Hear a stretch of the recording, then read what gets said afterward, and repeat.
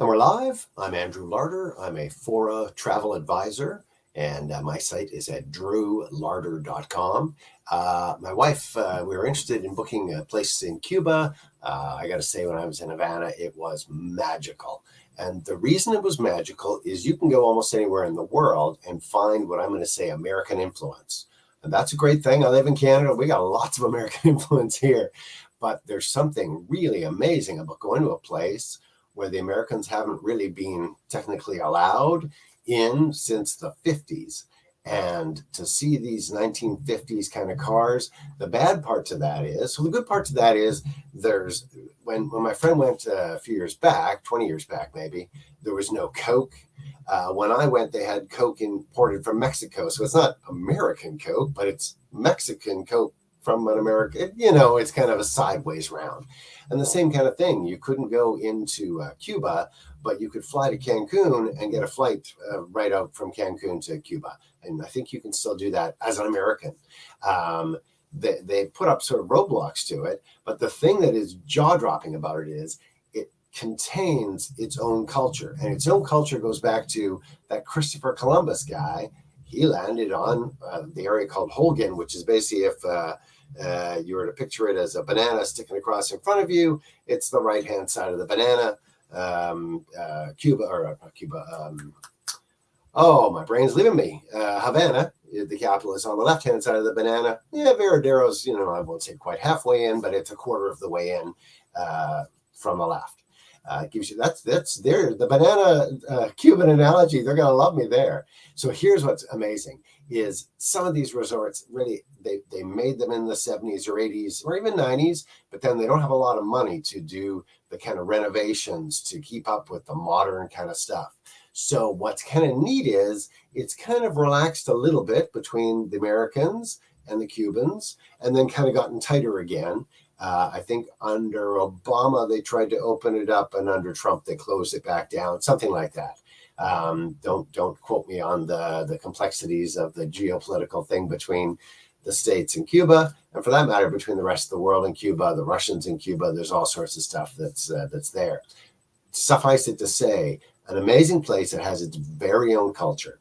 So there's buildings that are toppled over. So that sounds awful. But it is amazing to see not just 100-year-old buildings, not just 200-year-old buildings, 500, 500-year-old buildings, like really old kind of buildings, crazy cool stuff, and a very distinctive Spanish and I'll say Cuban kind of a style to a lot of things there, from the food to the verandas. It's a very Latin American kind of a style to the whole country.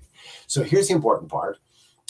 So it's the older resorts, maybe you can see people sending in comments. So if you're used to staying in a 5-star hotel every time you go, then you're going to not be that excited by going to Cuba from that exact point of view. Everything else is going to be amazing and neat and weird and wonderful. And if you're adventurous enough to check that out, you're going to love Cuba because it is different from anything else you've seen. It'd be like going to Argentina, maybe.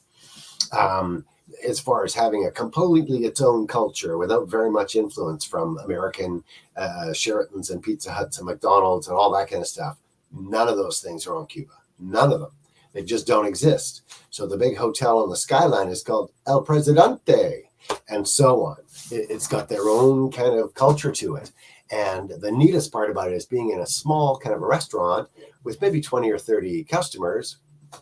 And all of a sudden, in comes a 10, 15-piece band, and they're singing and dancing and playing all these instruments, and it's amazing. And it's not just like the guy on the corner busking kind of quality. They've cut a CD, and the CD is as good as anything. It's like Havana Social Club, that kind of stuff, right? Because that's how they make their money. They're appearing in these little small places and getting your money, buying the CDs, giving the money in their thing, and they whisk off to the next place, and you're left going, did that just happen? That was amazing.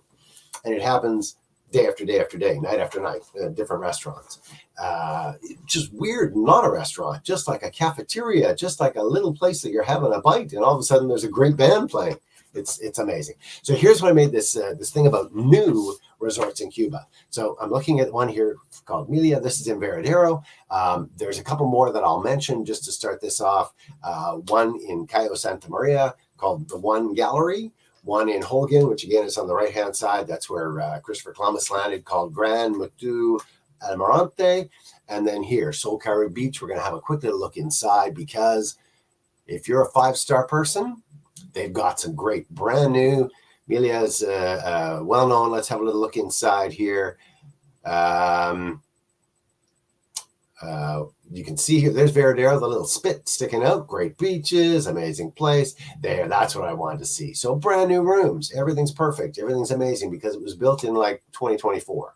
So it's gorgeous setting, gorgeous, all the kind of stuff that you're looking for in a 5-star resort. So that one is called Sol by Melia. And again, you can click the link in the video description. It'll take you to my site at drewlarder.com. You'll see information about the new resorts in Cuba. And at the bottom of that, you'll see a link that says Andrew Larder for a travel advisor, something like that. You click that link, it'll take you to my kind of page, and you'll see some pictures of my family. And there's an email thing there. Put in your name, your email, send me a 1-sentence email. I want to go to Cuba and stay at the Sol by Melia. That's it. In January, whatever. And it'll start the conversation. And I'll obviously come back and go, how many of you are there? How much do you want to spend? What time do you want to go? Do you want a regular room? Do you want a suite? There's a lot of questions, but we can start off with 1 sentence just to go, hey, let's just start the discussion. So click the link in the video description. Go check out some of the new resorts in Cuba. You're going to love it. You're going to be blown away that is possible. I certainly was, to see that they had made resorts in Cuba, not 30, 40 years ago when they're hanging in there, but there have been some new ones in the last year or two. So check it out, click the link, and again, I can book you anything you need to book. More than happy to take care of all that for you. And the amazing thing about the whole travel industry business is it won't cost you a dime. The hotel, the accommodations, the resort, all that kind of stuff is all covered. They give us a commission for booking resorts. So that covers the whole cost. You don't have to do a thing. You just go, hey, get me a reservation. Easy as that. I'm Andrew Larder. I'm a Fora travel advisor. Hopefully that made it sound easy and good and fun. Click the link, check it out, and send me a 1-line email and tell me that you'd like to find out more about Cuba. Enjoy. I'm Andrew Larder, a Fora travel advisor at drewlarder.com. Click the link to check it out.